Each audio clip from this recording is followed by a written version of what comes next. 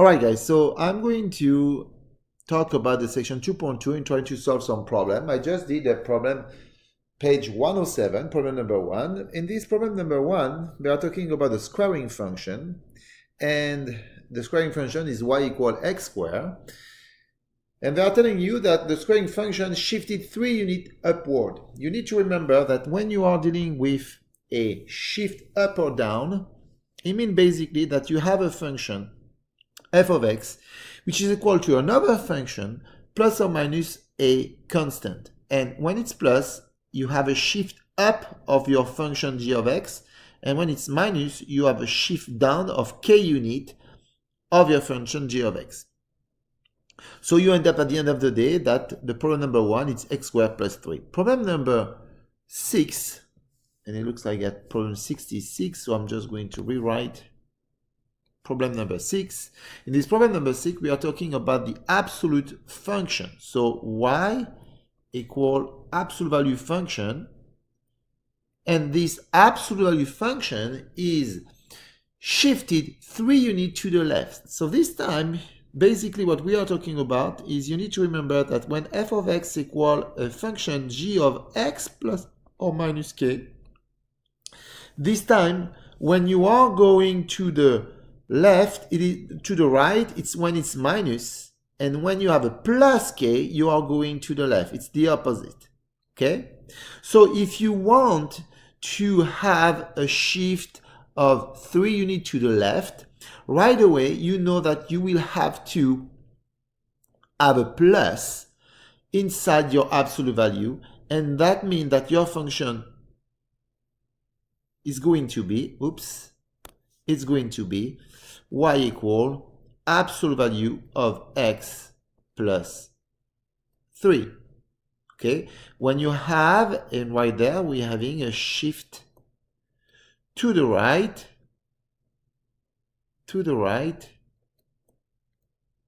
when you have a negative, and to the left when you have a positive. All right, so let's try to do another problem. So I turn my page, and I'm going to try to do the problem number 11. On the problem number 11, we are talking about the square root function. So y equal the square root of x.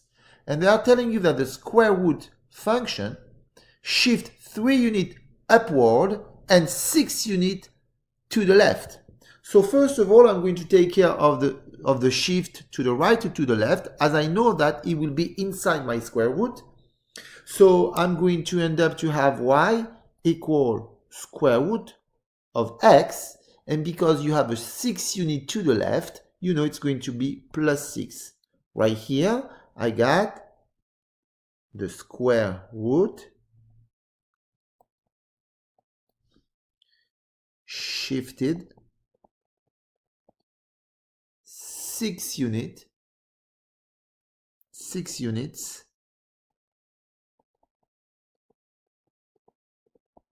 to the left. And now if I need to have and shift 3 units upward, it's going to become y equal the square root of x plus 6 and plus 3. Okay? All right, so let's try to do problem number 21. On this problem number 21, basically they are telling you that for each group, match the correct graph A, B, or C. So number 21, we are having y equal an absolute value of x plus 4 minus 3. First of all, you can completely do y equal x plus 4, and you can completely move the minus 3 way far away from the x plus 4. That means it looks like you have a function f of x equal g of x minus k. Okay? In that case, g of x is absolute value of x plus 4, all right? And you have k equal 3. Therefore, mainly, and then you could look at absolute value of x plus 4, and that remind you that basically you are dealing with a function g of x equal to a function h of x plus 4 with, we could say right away, that remind you that you have a g of x equal h of x plus k. And that is about a shift to the left of k units. Okay? So meaning that right here we're having a shift to the left of 4 units. All right?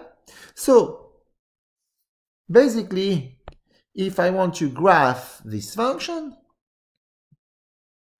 I must know perfectly well the basic function absolute value of x. Then if I want to realize the shift to the left of 4 units, well, I know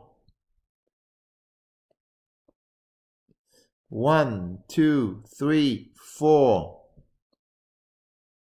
This would be the representation of x, absolute value of x plus 4. And now if I want to represent the shift down of 3 units, I would have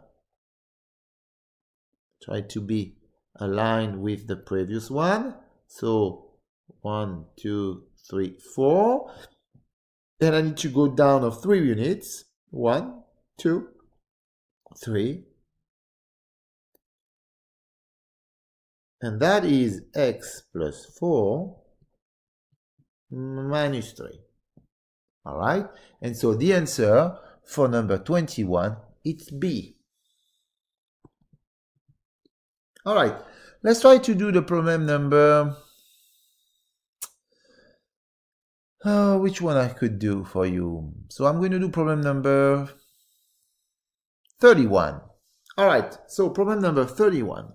On the problem number 31, we are talking about use the result of the specific exercises to determine A, the domain, B, the range of each function.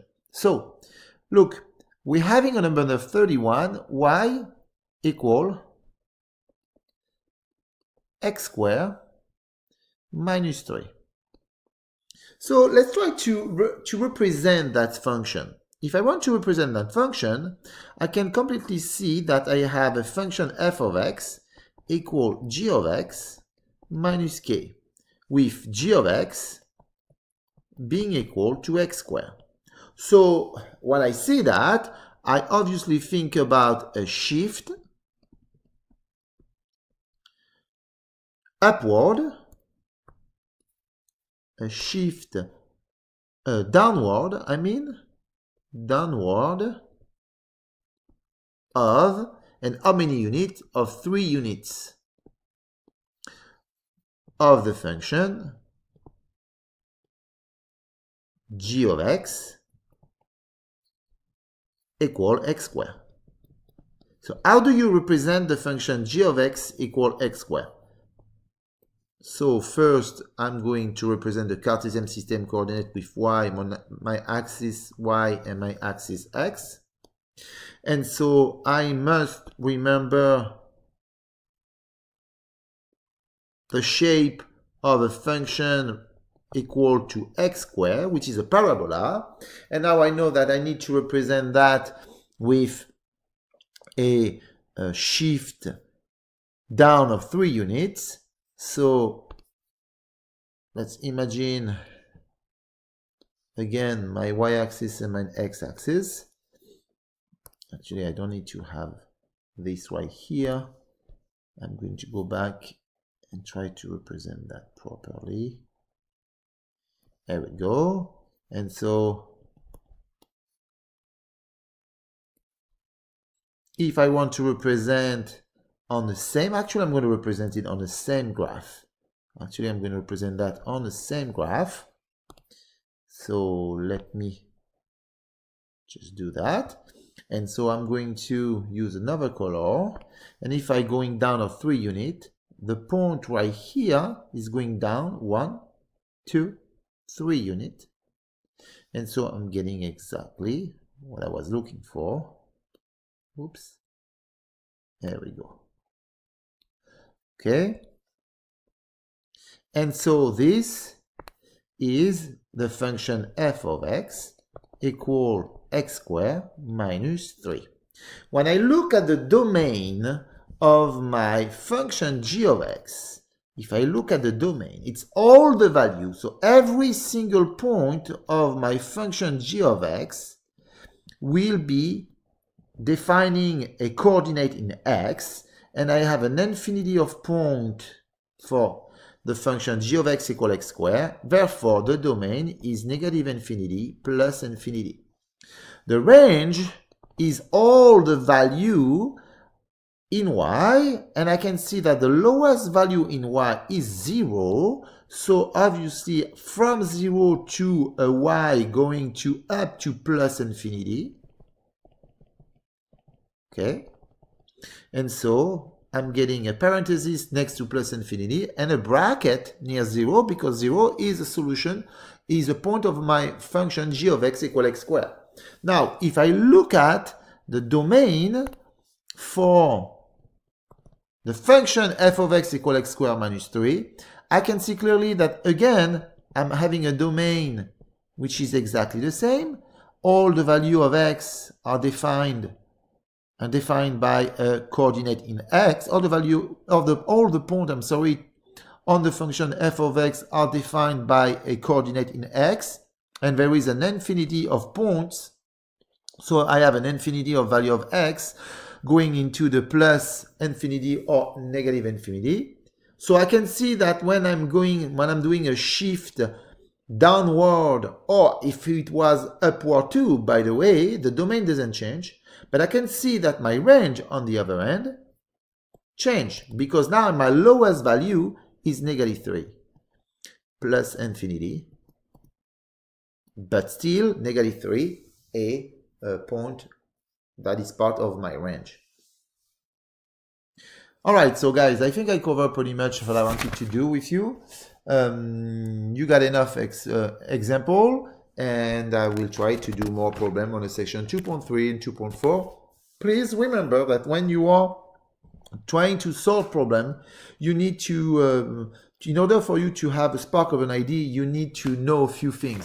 And the few things you need to remember are very simple. When you are dealing with a vertical shift of a function, it's because your function f of x is equal to another function plus or minus k. When it's plus, you're going up. When it's minus, you're going down. If you are not able to separate the k from the x, meaning that you have a function f of x equal g of x plus or minus k, when you have a plus, this time you have a shift to the right or to the left, and when it's plus, it's to the left, and when it's minus, it's to the right. All right, guys. See you in class.